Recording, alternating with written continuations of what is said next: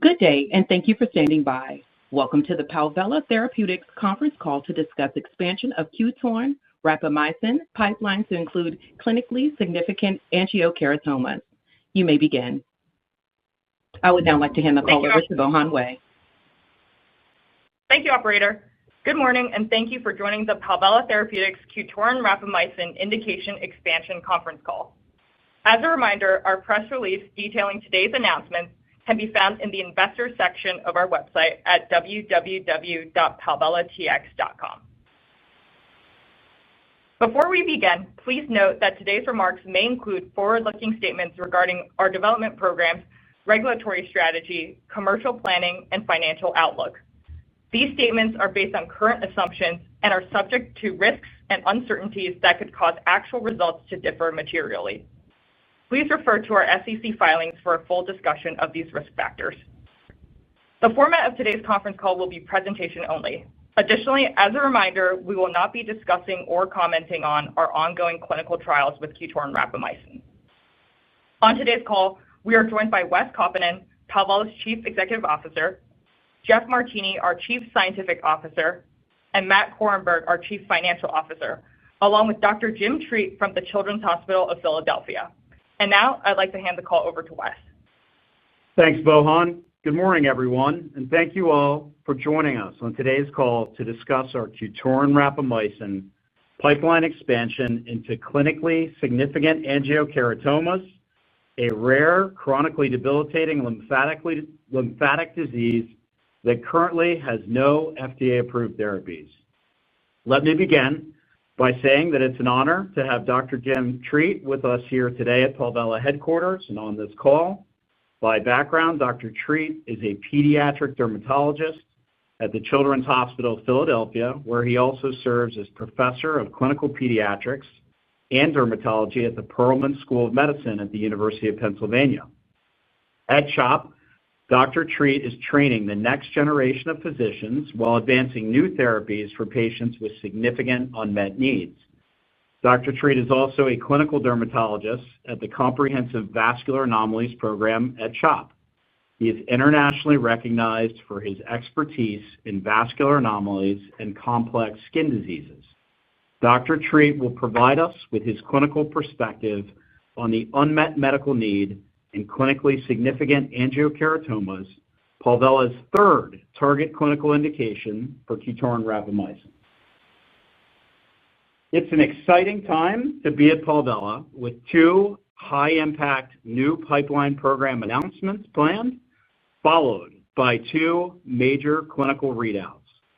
The common theme across all four programs listed on the slide here is Palvella's relentless pursuit of developing targeted therapies for serious, rare, high unmet need diseases which currently have no FDA-approved therapies.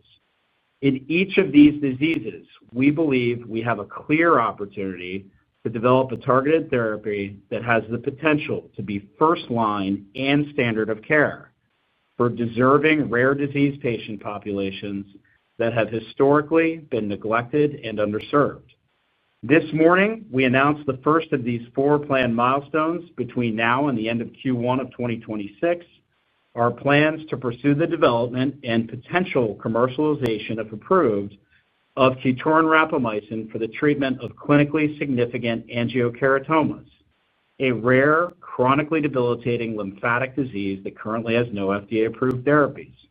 In Q4, we will further expand the Palvella rare disease pipeline with milestone number 2, our planned announcement of the next QTORIN platform program, an announcement which I'm pleased to share remains on track for later this year.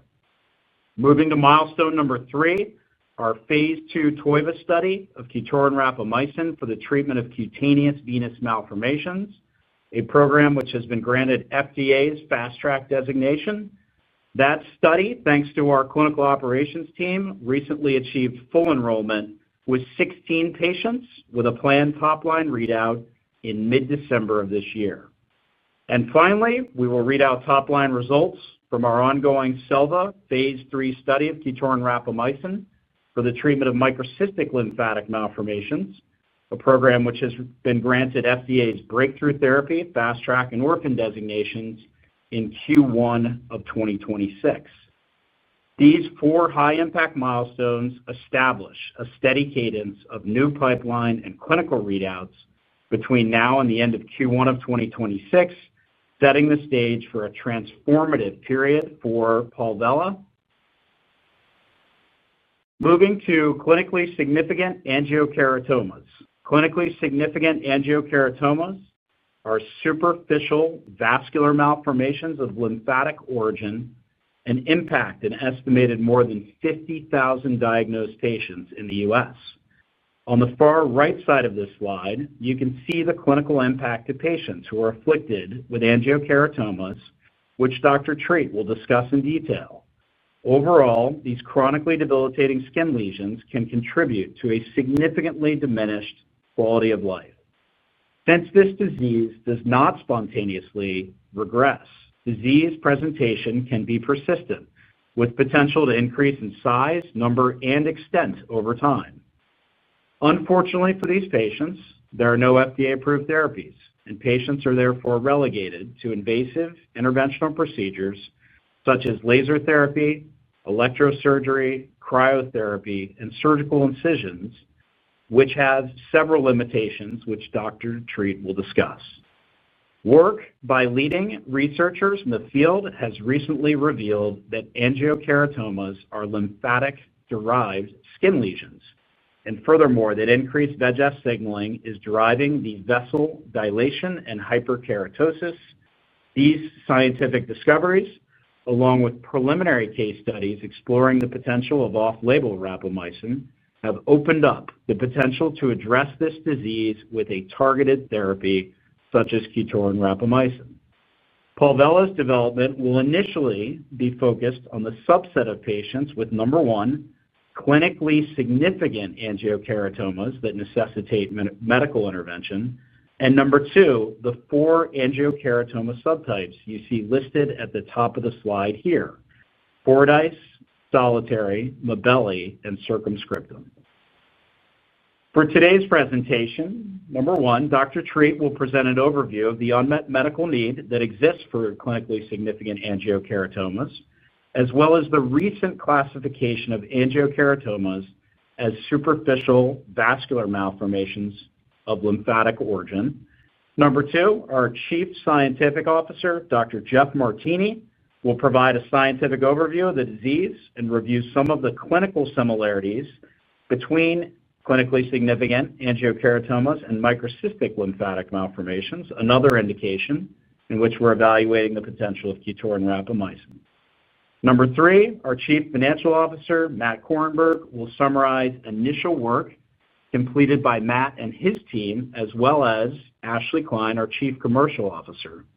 This work strongly supports that clinically significant angiokeratomas are an attractive commercial opportunity for Palvella and QTORIN rapamycin. Finally, we'll review the envisioned streamlined development plan for QTORIN rapamycin for clinically significant angiokeratomas, including our plan to initiate a phase 2 study in the second half of 2026. It is now my pleasure to hand the call over to Dr. Treat. Thank you, Wes. I'm pleased to be here today to share my clinical perspective on angiokeratomas. These are a type of superficial vascular malformation with lymphatic origin and can be quite bothersome to the patient. They can be large in size or located on very sensitive areas such as the genitalia and are associated with symptoms such as bleeding and irritation. For some patients with angiokeratomas, these lesions are less symptomatic and do not require medical intervention. On the other hand, it's important to recognize that there is a significant percentage of patients with angiokeratomas who face an especially difficult course. Those are often referred to as clinically significant. These lesions are chronic, debilitating, hyperkeratotic, and prone to bleeding with minor trauma. They are susceptible to infection and have significant impact on patients' quality of life. This population represents a truly underserved group of patients with no FDA-approved therapy today. When we look at the current treatment paradigm for how angiokeratomas are managed today, it is important to note that there are no FDA-approved medical therapies to treat this disease. For clinically significant angiokeratomas, existing approaches are often inadequate and destructive. The most commonly used interventions include laser therapy, electrocautery, and other destructive techniques. The patients face significant risks of pain, scarring, and importantly, recurrence of lesions. It is also worth noting, despite the unmet need, that there are currently no ongoing clinical trials investigating pharmacotherapies for angiokeratomas. This underscores the stagnant treatment landscape and highlights the unmet medical need. On this slide, I want to highlight where angiokeratomas now fit within the classification system of ISSVA, or the International Society for the Study of Vascular Anomalies. Historically, angiokeratomas were considered a provisionally unclassified vascular anomaly. However, in the 2025 ISSVA classification update, they were formally reclassified within the lymphatic malformation subcategory, the same subcategory as microcystic lymphatic malformations. This reclassification reflects our improved understanding of angiokeratoma's cellular origin. And with that, I'd like to turn the call over to Dr. Jeff Martini, Palvella's Chief Scientific Officer. Thank you, Jim. I'm very excited about this new third indication for QTORIN rapamycin, which aligns well with our R&D strategy of being first in serious, rare diseases for which there are no FDA-approved therapies. Before getting into the clinical and molecular overlap with microcystic lymphatic malformations, I want to spend a moment on the endothelial cell lineage of angiokeratomas. Historically, these lesions were thought to be simple vascular malformations. However, two key studies, Wang and Trindade, use immunohistochemical markers to demonstrate angiokeratomas are actually of lymphatic endothelial lineage.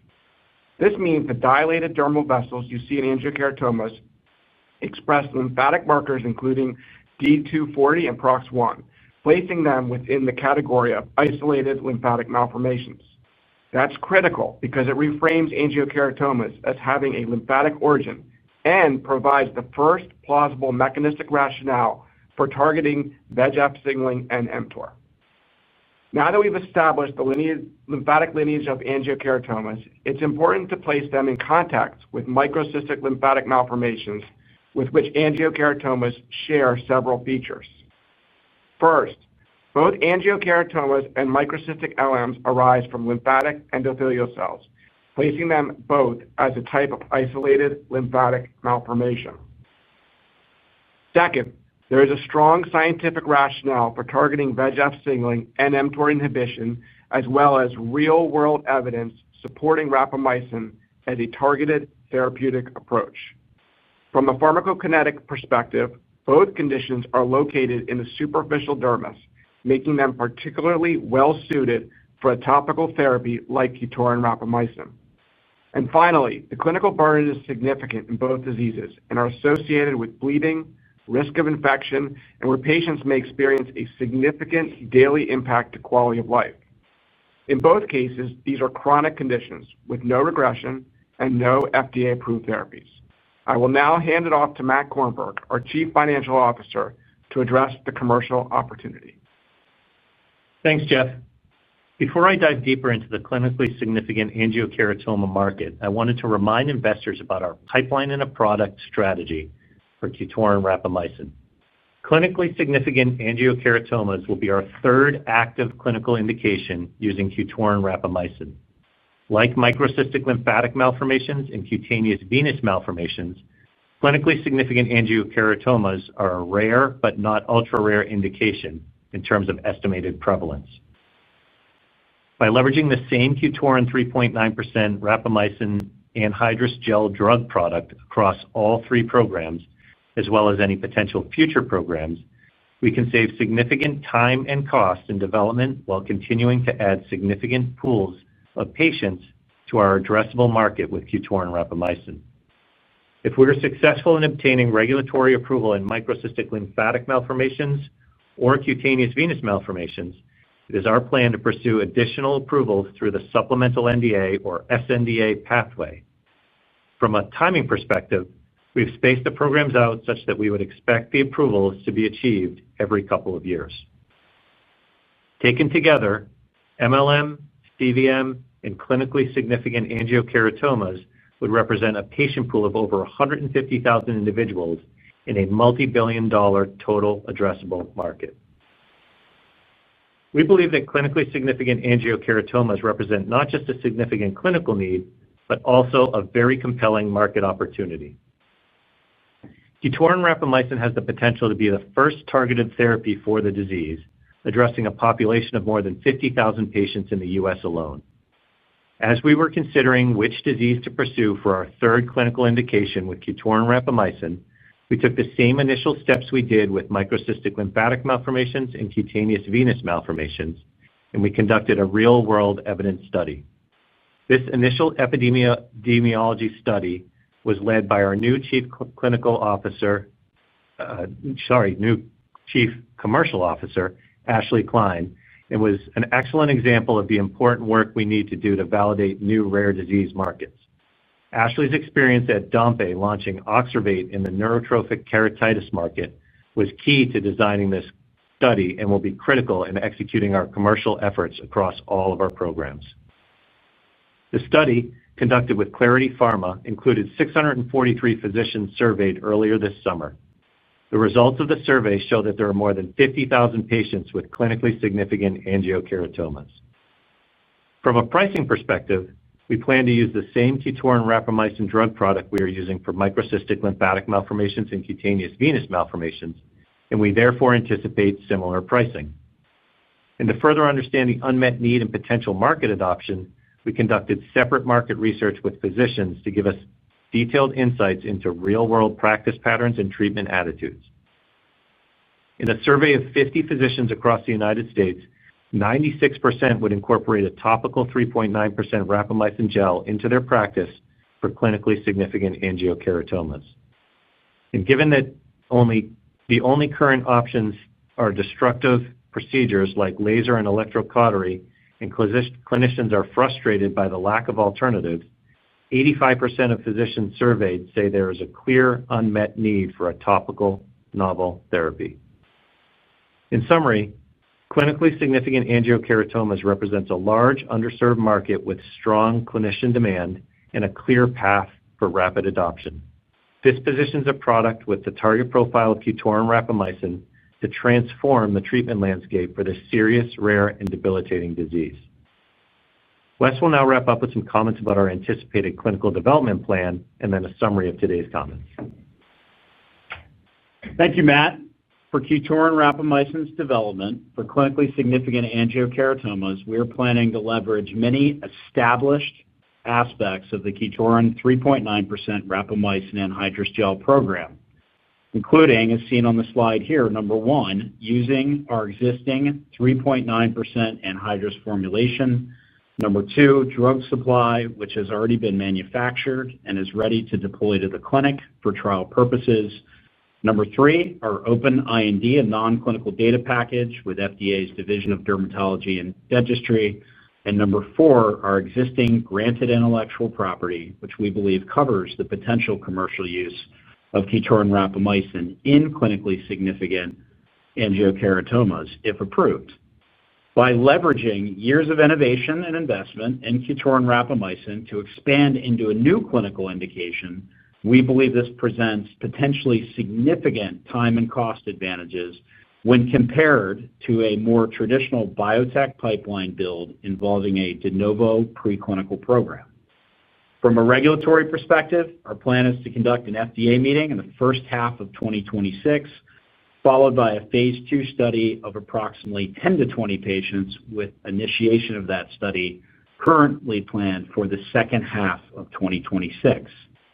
The program is likely to mimic the microcystic lymphatic malformation development program, including many similar efficacy endpoints and initially a single-arm baseline controlled study design.